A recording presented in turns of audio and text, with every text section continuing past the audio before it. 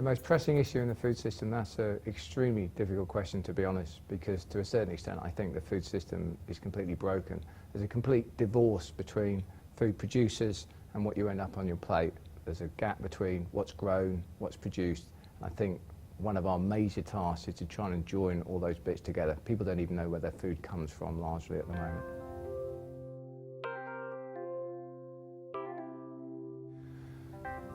What can academics do? There are all kinds of issues for academics as well. I work very closely with different universities. I think it's a very important relationship. I think that the evidence produced by academics, it's obviously very helpful. I think there are real concerns at the moment how research is funded, and I think that's a very important issue.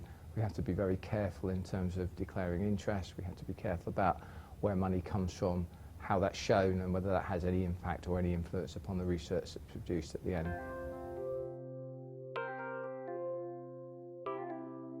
Well, I work for civil society, so obviously this is very close to my heart. What can civil society do to contribute? I think we can do an awful lot. I think historically we've done an awful lot, and I think where we're going now we can do an awful lot. But I think essentially how we're funded is equally important in terms of the academic sector. I think there are real problems in terms of where funding is now coming from.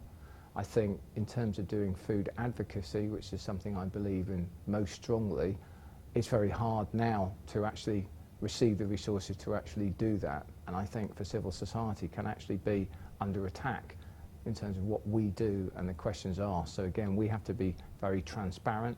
We have to engage the public. I live and work in Liverpool in the northwest of England. I think it's very important the work I do reflects some of the views of the population there, reflects their concerns and issues, and we work as closely as we can to voice that towards central government at national level and articulate those views.